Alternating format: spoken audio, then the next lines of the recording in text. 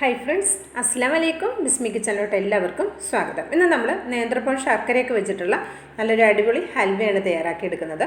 വളരെ ഈസി ആയിട്ട് നമുക്ക് തയ്യാറാക്കിയെടുക്കാം. അതുപോലെ തന്നെ പഴുത്ത കറുത്ത നേന്ത്രപ്പഴമൊക്കെ വീട്ടിലുണ്ടെങ്കിൽ നമുക്ക് വെറുതെ കളയേണ്ട ആവശ്യമില്ല, പെട്ടെന്ന് തന്നെ ചെയ്തെടുക്കാം. അപ്പോൾ ഞാൻ 3 നേന്ത്രപ്പഴം എടുത്ത് ഇതേപോലെ ഒരു ബൗളിലേക്ക് കട്ട് ചെയ്ത് ചേർത്ത് കൊടുക്കുന്നുണ്ട്. ഇനി ഇതിലേക്ക് നമ്മൾ ശർക്കര പാനിയാണ് ചേർത്ത് കൊടുക്കുന്നത്. ഞാനൊരു 3 ഉണ്ട ശർക്കര, ഒരു 250 ഗ്രാം ശർക്കരയുണ്ട്. അത് 1 കപ്പ് വെള്ളത്തിൽ മെൽറ്റ് ചെയ്തെടുത്തതാണ്. തണുത്തതിന് ശേഷമാണ് ചേർത്ത് കൊടുക്കുന്നത്. 250 ml കപ്പിലാണ് 1 കപ്പ് വെള്ളം ചേർത്തിട്ട് നമ്മൾ ശർക്കര മെൽറ്റ് ചെയ്തെടുത്തിട്ടുണ്ടായിരുന്നത്. മധുരം നമ്മുടെ ടേസ്റ്റിനനുസരിച്ച് ചേർത്ത് കൊടുക്കാം കേട്ടോ. ഇനി ഇതിലേക്ക് ഇത് നമ്മൾ മിക്സിയുടെ ജാറിലേക്ക് ഇട്ടിട്ട് നന്നായിട്ടൊന്ന് അടിച്ചെടുക്കണം.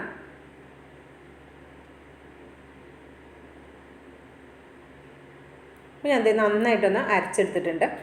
ഇനി ഇത് ഇതേപോലെ ഒരു പാത്രം അടുപ്പത്ത് വെച്ചിട്ട് മീഡിയം ഫ്ലെയിമിലാണ് വെച്ചിട്ടുള്ളത്. അതിന് ശേഷം നമ്മൾ അടിച്ചെടുത്തിട്ടുള്ള നേന്ത്രപ്പഴവും ശർക്കരയുടെ മിക്സ് ഇതിലേക്ക് ഒഴിച്ചു കൊടുക്കുക. അതിന് ശേഷം നമ്മൾ നന്നായിട്ടൊന്ന് കൈയെടുക്കാതെ മിക്സ് ചെയ്ത് കൊടുക്കുക. ഹൈ ഫ്ലെയിമിലേക്ക് മാറ്റരുത്, മീഡിയം ഫ്ലെയിമിൽ തന്നെ വെച്ചിട്ട് നമ്മളിതൊന്ന് മിക്സ് ചെയ്തെടുക്കുക. ഇപ്പോൾ ഒരു 5 മിനിറ്റ് ഞാൻ മീഡിയം ഫ്ലെയിമിൽ വെച്ചപ്പോൾ ഈ ഒരു പരുവത്തിലാണ് വന്നിട്ടുള്ളത്. ഇനി പെട്ടെന്ന് നമുക്കിത് കുറുകി കിട്ടും. അപ്പോൾ ഇതിന് ഒരു ഫ്ലെയിം ഒന്നുകൂടെ ഒന്ന് കുറച്ച് കൊടുത്തിട്ടുണ്ട്. അതിന് ശേഷം നമുക്കിത് ഒന്നുകൂടെ ഒന്ന് മിക്സ് ചെയ്തെടുക്കാം. ഇപ്പോൾ ഇതാ ഒരു 5 മിനിറ്റ് കൂടെ ആയപ്പോൾ ഈ ഒരു പരുവത്തിൽ നമുക്ക് റെഡിയായി കിട്ടിയിട്ടുണ്ട്. ഇനി നമ്മളിതിലേക്ക് കോൺഫ്ലോർ ചേർത്ത് കൊടുക്കണം. നല്ല ഒരു എന്താ പറയുക, ഇത് പെർഫെക്ഷൻ കിട്ടാനാണ്. നമ്മൾ കട്ട് ചെയ്യുമ്പോഴൊക്കെ വല്ലാതെ ഒട്ടിപ്പിടിക്കാതിരിക്കാനാണ്. നേന്ത്രപ്പഴം ആയതുകൊണ്ട് നേന്ത്രപ്പഴം മാത്രമാണെങ്കിൽ ചെറുതായിട്ട് ഒരു ഒട്ടലുണ്ടാവും. അപ്പോൾ അത് വരാതിരിക്കാനാണ് ഞാൻ 1 ടേബിൾ സ്പൂൺ കോൺഫ്ലവർ എടുത്തിട്ട് ഒരല്പം വെള്ളത്തിലൊന്ന് കലക്കി എടുത്തിട്ടുണ്ട്. അതുകൂടി ഞാൻ ഇതിലേക്ക് ചേർത്ത് കൊടുക്കുകയാണ്. അപ്പോൾ നിങ്ങൾക്ക് അത്യാവശ്യം നല്ല രീതിയിൽ ഉറച്ച രീതിയിൽ നമുക്ക് ഹലുവ വേണമെന്നുണ്ടെങ്കിൽ ഒരു 3 ടേബിൾ സ്പൂൺ വരെയൊക്കെ കോൺഫ്ലവർ ചേർത്ത് കൊടുക്കുക. അപ്പോൾ ഞാനിതിലേക്ക് 1 ടേബിൾ സ്പൂൺ മാത്രമേ ചേർത്ത് കൊടുക്കുന്നുള്ളൂ. ഇനി മധുരം ബാലൻസ് ചെയ്യാൻ ആവശ്യമായ 1 നുള്ളു ഉപ്പ് കൂടെ ചേർത്ത് കൊടുക്കുന്നുണ്ട്.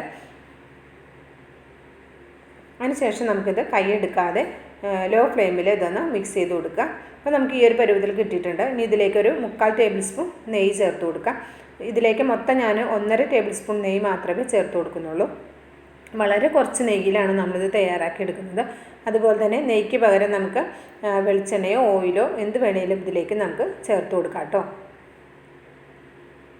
ഞാൻ ഇനി ഒരു സ്പാച്ചില കൊണ്ട് ഒന്ന് മിക്സ് ചെയ്തെടുക്കുകയാണ്. ഇനി അടുത്ത ഒരു 10 മിനിറ്റ് കൊണ്ട് തന്നെ നമുക്ക് നമ്മുടെ ഹൽവ ഇവിടെ റെഡിയായി കിട്ടും. മൊത്തം എനിക്കൊരു 20 മിനിറ്റാണ് ഇത് റെഡിയാകാൻ വേണ്ടിയിട്ട് എടുത്തിട്ടുള്ളത്. ഇനി ഒരു 3/4 ടേബിൾ സ്പൂൺ നെയ്യ് കൂടെ അവസാനമായി ചേർത്ത് കൊടുക്കുന്നുണ്ട്. അതിന് ശേഷം നന്നായിട്ട് മിക്സ് ചെയ്തെടുക്കുക.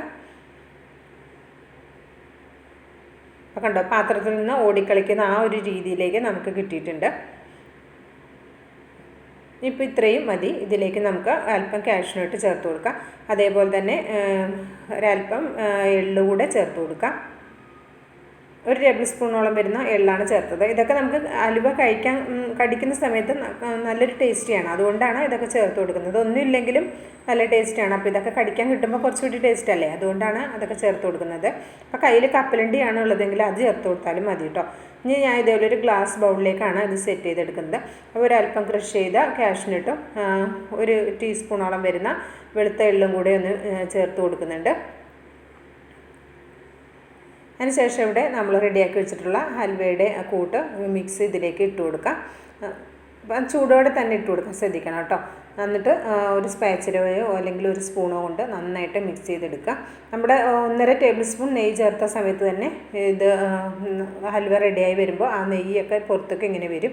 അപ്പോൾ വീണ്ടും നമ്മൾ നെയ്യ് തടകിയ സ്പൂൺ കൊണ്ടൊന്നും നമ്മൾ എന്താ പറയുക ഷേപ്പ് ചെയ്യേണ്ട ആവശ്യമില്ല. അല്ലാതെ തന്നെ നമുക്കിത് റെഡിയായി കിട്ടും. അപ്പോൾ ഞാൻ 1 മണിക്കൂർ മാത്രമേ ഇത് പുറത്ത് വെച്ചിട്ടുള്ളൂ. ചെറിയൊരു ചൂടുണ്ട്, ആ ചൂടോടുകൂടി തന്നെയാണ് ഇതിപ്പോൾ കട്ട് ചെയ്യുന്നത്. അപ്പോൾ നമ്മുടെ ഹൽവ റെഡി ആയിട്ടുണ്ട്. അപ്പോൾ നമുക്കിതൊന്ന് കട്ട് ചെയ്ത് നോക്കാം. അപ്പോൾ ഇത്രേ ഉള്ളൂ, വളരെ ഈസിയായിട്ട് ചെയ്യാവുന്ന ഈ ഹൽവ നിങ്ങൾ ട്രൈ ചെയ്ത് നോക്കി അഭിപ്രായം അറിയിക്കാൻ മറക്കരുത്.